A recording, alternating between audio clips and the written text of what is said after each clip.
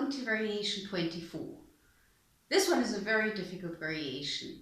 It combines up bow jetés with fast sautillet, uncomfortably starting on an up bow, and all of these things happen very fast after each other, and even more than usual, you're playing with the energy of the bow more than with the bow itself.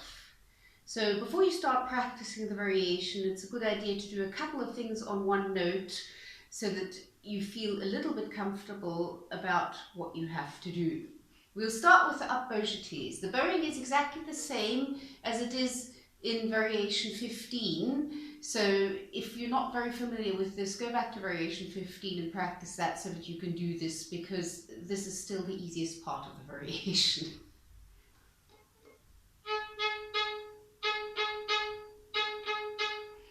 So what you're doing is you're dropping the bow and it comes up on its own. All you're doing is directing it with your hand, wrist and fingers. That's this circular motion. Do that slowly a couple of times so that your hand is familiar with it. Remember, curl your fingers and bend your thumb as you bring the bow up.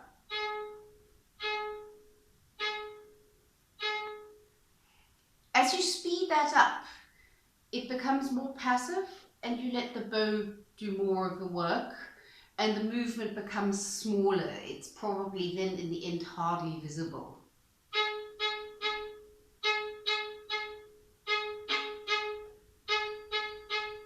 You can also do more than just 3 to get used to it.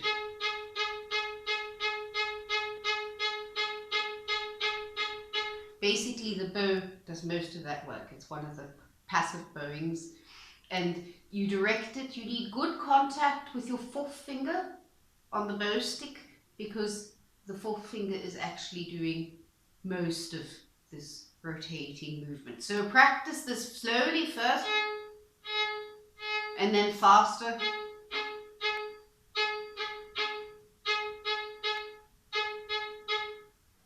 Okay, so that's one of the bowings you need to be able to do. It's probably the least problematic one. The next thing, which is very nasty, is this part.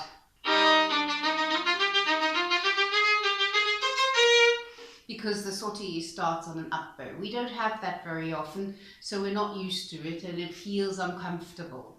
So practice that on one note and start off not having the bow bounce, but start off doing it on the string.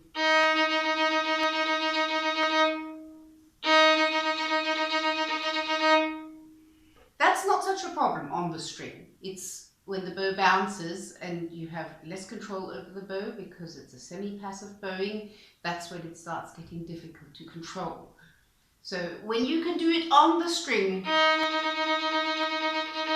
remember for the 8th note, don't take too much bow, because otherwise you won't be in the place where you can do it. If you take too much bow, that might work when it's on the string, but that won't work when the bow jumps. So take very little bow for the 8th note and then start with the up bow. Now, to get from doing it on the string to doing it off the string is actually not very difficult. It just feels uncomfortable because you're not controlling the bow so much, because the bow is doing most of the work. What you do is you immediately relax your right arm. That's very important for the bow to be able to jump freely. You relax your right arm while you're playing the 8th note before the 16th note start. And then you tilt the stick of the bow very slightly towards the bridge, like this. I'm showing far too much. It's a very slight movement. That way you have more hairs on the string and you have more tension, and that will get the bow to jump. You also add a slight bit of weight, but you'll have to get a feel for that, because if you add too much weight, it also won't work. So, is on the string, and to get it to bounce, you relax your right arm and tilt the stick slightly towards the bridge. Let's see if this works out. Now this is hard. Got lucky, worked out. Took me a while to manage this one. It's very difficult. It's a good idea to do it slowly as well, to get used to the bow bouncing, starting with an up bow.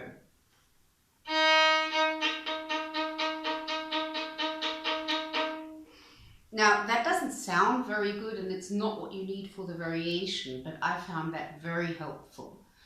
When you can do that, bring it up to speed.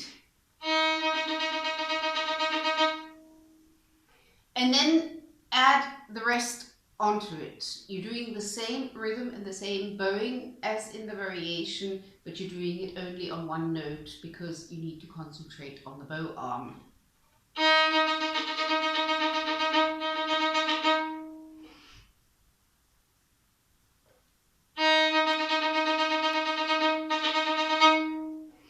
Basically, after the middle 8th note that you have in between the groups of 16th notes, it's a good idea to lift the bow because you will get a bit more security into the following 16th notes.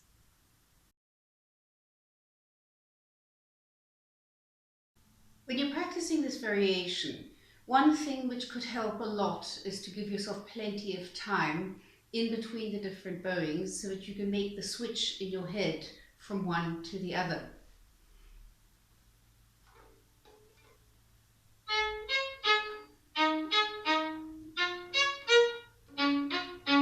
Now give yourself time. Focus on what comes next and give yourself as much time as you need.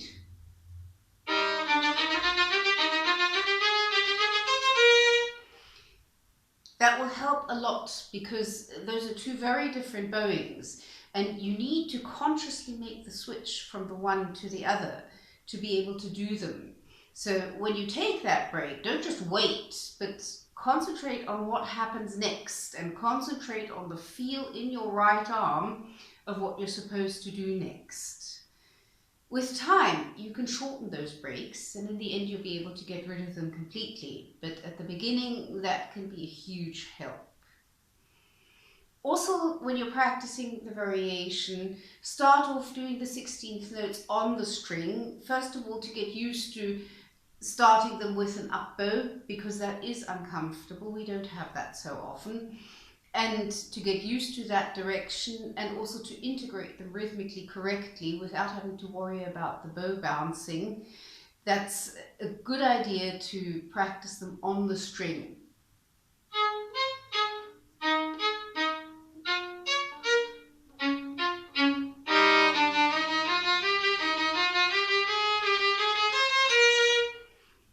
That helped me a lot. And do that slowly first, obviously, but then bring that up to speed. If you can do them on the string up to speed, you're already halfway there.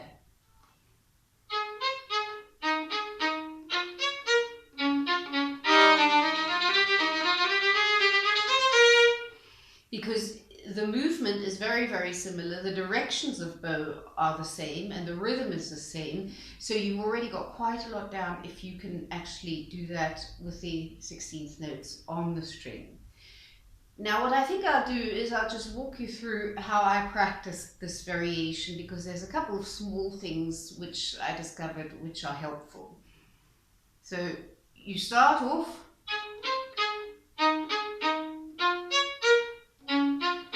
remember, you're staying in one place, rotating movement with your right hand. Then immediately relax your right arm. For the up bows, your wrist has to be well above your elbow and definitely well above your fingers. For the rest, you need to drop your arm a little bit. Not too much because that won't work, but drop the wrist a little bit.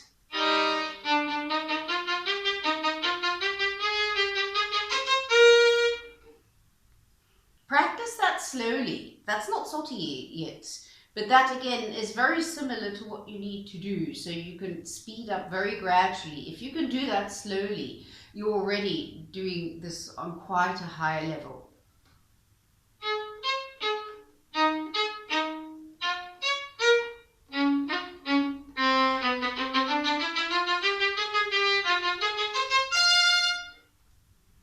What comes now is not so difficult because you don't have the 16th note starting with an up bow.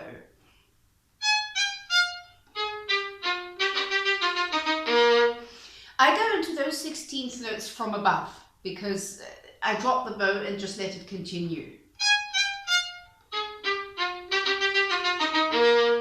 Remember for the bouncing to tilt your bow slightly towards the bridge.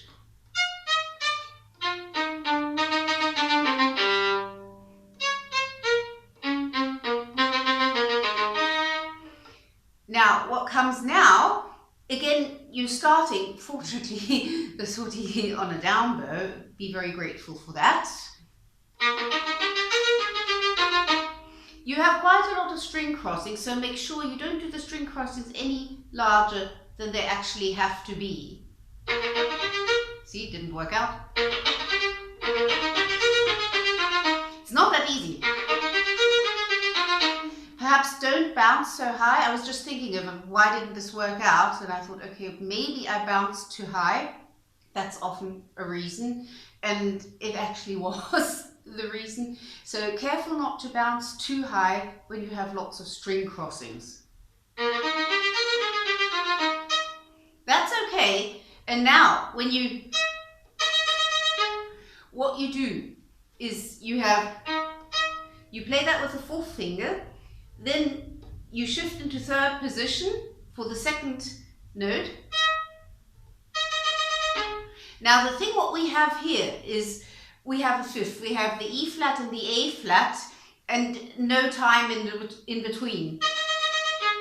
So you've got to put your second finger onto both strings, both the A string and the D string, somewhere before. Usually what I do is I try to, when I shift up into the third position, immediately put my finger onto both strings. So that I've got the A flat down already, because it's just too fast to move the finger from one string over to the other. If I don't reach that and I don't actually get my finger properly onto both notes, I do it with the next one. So both are possible. You go and then put it straight away onto both strings, and then you've got it. Or you go and you've got one more chance to do it. Put it onto both strings then. So that's one thing which certainly solved a lot of problems for me, making sure that my second finger is on both strings before I start those 16th notes. Then we go on.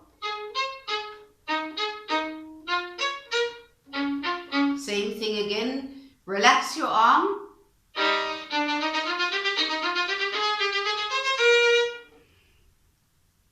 Important for the little note in the middle, because the trouble is you're in a bouncing bowing and you have one eighth note in between which is not supposed to bounce before you continue with the following 16th notes which are supposed to bounce again.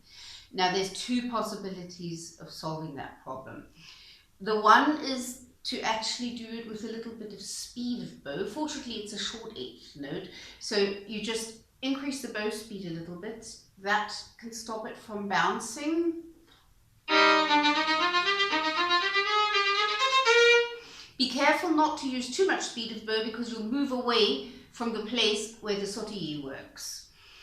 The other thing which can work is to lift your bow after the eighth note. That can actually be the more precise way to do it.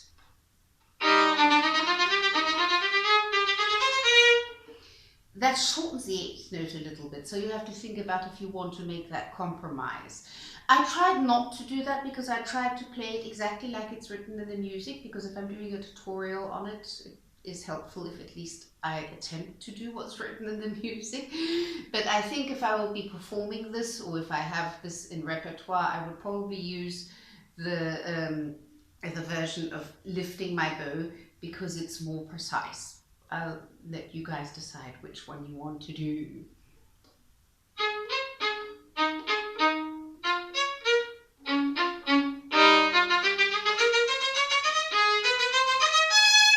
That's the end of it. Basically, it's the same thing except you have more string crossings. So as I just found out the hard way a couple of minutes ago, be careful that your bow doesn't bounce too much when you have a lot of string crossings, and to do the string crossings very close to each other. Don't go further away than you need to, but keep the bow close to both strings and don't bounce quite so high. Okay, I wish you good luck for this one, and great would be if you could let me know in the comments how it's going for you and what you discover when you're practicing it, because this really is a very difficult one. So good luck with it.